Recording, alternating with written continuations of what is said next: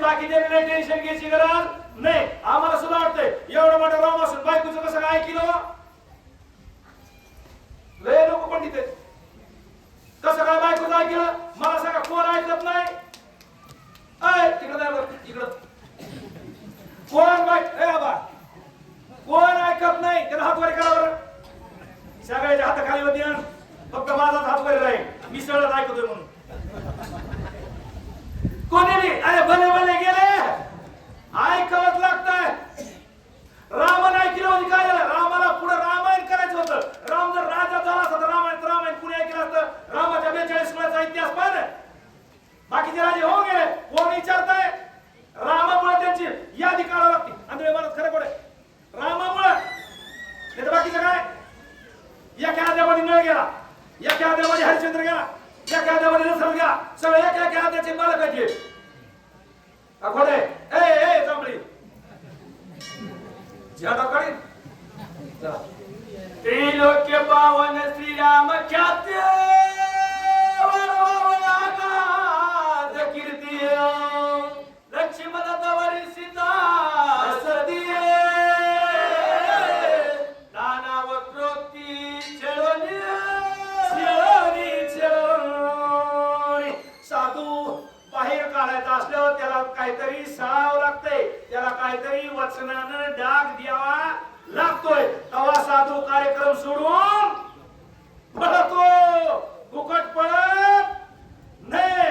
लक्ष्मणानं त्याला छळ केला. लक्ष्मणाचा सीतेनं वचनानं ताणलं. बाबा शास्त्रानं मारलेली जखम बुजती.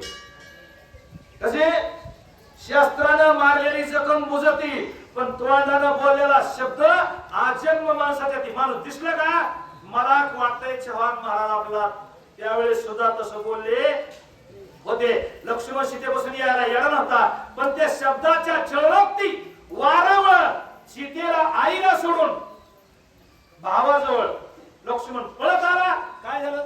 ओके सीतेचे मनोगत श्रीराम वातावा लंकानात ओची व तोची साधावा कार्यार्थ केला छळनात सौमित्र. सांगू का सगळी ओळी कितीला पण. मुख्य सीतेचे मनोरथ श्रीरामे वदावा लंकानाथ. सीतेने कवा ठरविल्याने रावण मारायचा.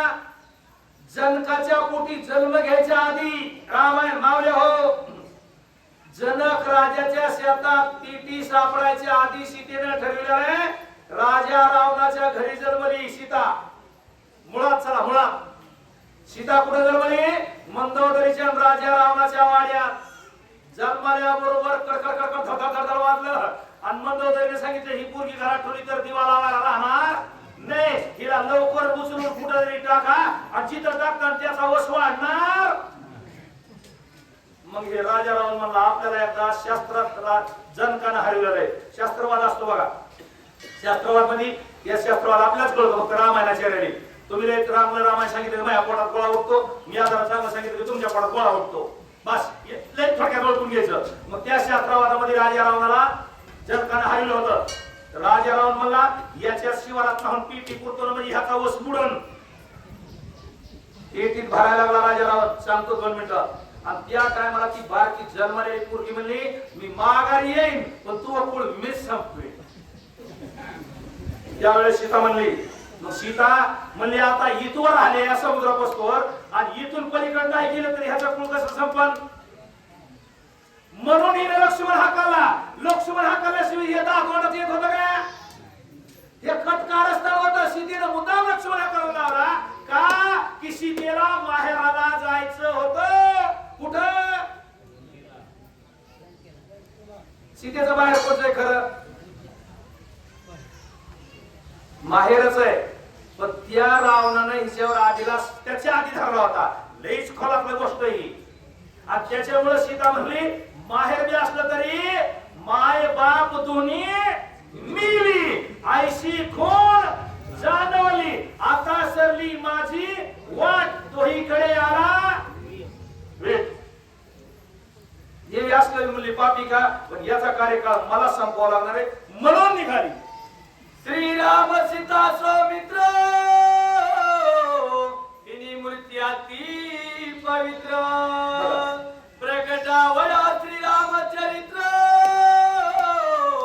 कथा विचित्र विचित्र आपल्याला विचित्र रामायण म्हणता येईल का आपल्याला रामायण विचित्र असं म्हणता येईल का नाथ महाराज म्हणले का नाही हे त्यांची भाषा आहे तुकाराम महाराजांना देवाला शिव्या द्यावा ते तुकाराम महाराजांना द्यावा आपण दिल्या तर आपला खोटा कलश राहणार नाही जनाबाईने देवाला शिव्या द्यावा अरे विट्या विट्या विट्या विट्या मुळमाईच्या कारत्यान तुझी रांड रंडकी झाली कोण म्हणली जनाबाई ही शिव्या देती आणि हे संध्याकाळी तिच्या घरी दळायला जाते कोण अय कोण बरं झालं हे ते जोडा लाईट आहे की आहे दादा कसं झालं अर्धा लागलो लय अर्धा लागलो म्हणून ते मोठी म्हणजे जरा कमी आरड आहे बाबा सांगायचं होतं मला ते हे मला बंद कर चला ए दादा अवताराचे नटनाट्य प्रकट करावया स्पष्ट कथा द्वादुदिशे विकट तोची निर्दिष्ट पदार्थ याचा अर्थ काढा कथा विकट नाही कथा चांगली आहे अर्थ काढा अवताराचं नटनाट्य हे सांगू का 2 मिनिटं नाटकामध्ये पात्र एकाला दुष्टाच असते एकाला सात्विक असते एक राजा असतोय एक प्रधान असतो एक खलनायक असतो खलनायक तुम्ही चित्रपट बघितला पिक्चर अरे बाबू नाही सांगायला बघितलं तुमची काय ताकद आहे सांगा 3 तासाच्या पिक्चर मध्ये पिक्चरच्या पडद्यावर 2.5 तास राज्य विलनचं असतंय खलनायकाचं कवर 2.5 तास सगळ्यांनी तरासा द्यायचं काम करतो तो आज शेवटच्या 15 मिनिटात तो नायक त्याचा काटा काढतो बरं झालं पण 2.5 तास त्याला राज्य केलं ना मग तो नायकाची भूमिका करणारा का इतका पापी असतो का तुम्हाला सांगतो एकदा महाभारत टीव्हीला होतं दादा टीव्हीला महाभारत होतं आणि त्याच्यात दुर्योधनाचं पात्र एकजणाकडे होतं आणि एकदा हॉटेलमध्ये सगळे जेवायला गेले आणि हॉटेलमध्ये जेवायला गेलो तिथं काय मावल्या जेवत होत्या ते दुर्योधन तिथं जेवा बघा का तिथल्या मावल्या सगळ्याच उठल्या आणि दुसऱ्या टेबलवर जाऊन बसल्या ते म्हणलं असं का आणि ते म्हणलं तो द्रौपदीचं लुगडं मिळत आमची काय कथा आहे सत्य घटना आहे त्याची मुलाखत आहे युट्यूबला त्याने सांगितलं मी जेवायला गेलो मावल्या सुद्धा बसत नव्हत्या त्याचा काय दोष होता का तो तितका वाईट होता का हे नाटक असतंय यांचं नाटक होतं सीता चोरून नेणं रामानं तिकडे जाणं लक्ष्मणानं इकडे जाणं हे काय खरंय का सीता सती स्वय सद्रूप हे लक्ष्मणा लावी अभिशाप हे मूर्खाचे मूर्ख जल्प कथानुरूप अति गुड देवतन का नाव सीताला देवतन का नाव रामाला बायको ऐकत होते असं कोणी म्हणेल का ओवीस सांगितलं तो मूर्खातला मूर्ख मूर्खाहुनी मूर्ख रामाला सीतेला नाव ठेवायला आपल्याला अक्कल सुद्धा नाही त्यांनी जे केलं ती भल्यासाठीच केलं जगासाठीच केलं स्वतःच्या प्रपंचासाठी काय सुद्धा केलं नाही रावण मारला सोन्याची लंका ह्याच्यात अर्धक्ष सोनं भरून आणलं असतं मी जर असतो तिथं तर तुम्ही काय केलं असतं आणि त्याच्यामुळे तर तुम्हाला रामानं नेलं नाही तिकडं एक सुद्धा माणूस नेलं नाही एक सुद्धा लंकेला नेलं का एखादी मावशी नेले का एखादा मामा कोणी सुद्धा नाही ज्याला खिसा नाही ज्याला कपडे नाही तसले सगळे गोळा केले अस्वल माकड आणि वानर का नेले त्यांना काय घेतच नाही रामाने एक सुद्धा नेलं नाही त्यांचं सर्व परत जगासाठी जगणं होतं हे नाटक होतं आणि ते कार्य मग त्याच्यामुळे त्यांना आता हे नाव ठेवलं बघा रामाला कुणा सांगू का महादेवाच्या बायकोनं नाव ठेवलं कुणा पार्वती म्हणजे काय बाय तुम्ही त्याचं भजन करता कुणाला नवऱ्याला नाव ठेवलं बायकोनं काय बाय तुम्ही भजन करता तुम्ही त्याचं भजन करतात का ते जगत डाळाला दगडाला मिठ्या मारते येड झालंय तुम्ही त्याचं भजन करतात महादेव म्हणजे येड कधी म्हणू नको त्या येड म्हणले तू येडी वचिन येरमाळ्याला जाऊन बसावं लागत बसली का नाही पुढच्या जागेत आहे का वा वा हे तुम्हाला माहिती नव्हतं हे देवाला येड म्हणायसारखी सोपी गोष्ट नाही एखाद्या पतिव्रता मावली डोकं उघडं करून घेतो तुझ्यासारखं.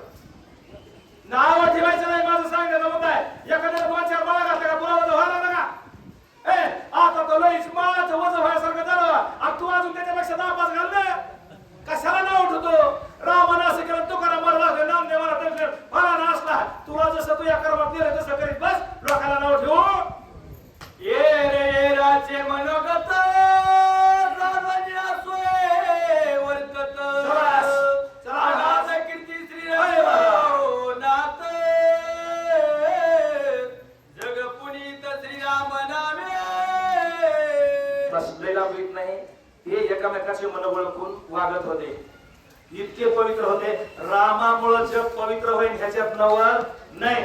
रामाच्या नावानं सुद्धा जग पवित्र होत आहे. तुम्ही रामाचं नाव आपण नुसतं काहीच करायचं नाही, रामाचं नावच घ्यायचं. पण नाव घेतलं तर नाव घेतल्यासारखं वागायचं.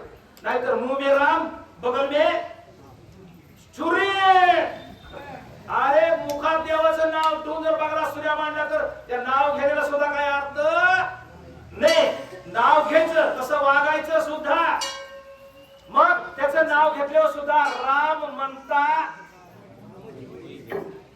आता तुम्हाला मला किंमत कशामुळे, जाऊ द्या लोकांचं नाही सांगत मी, आपल्या सगळे किंमत कशामुळे. आपण रामाचं नाव घेतो. ज्ञानेश्वर माऊली, तुकाराम महाराज, कृष्ण, रुक्मिणी यांची देवाची नाव घेतो म्हणून लोक आपल्या पाया पडते ना.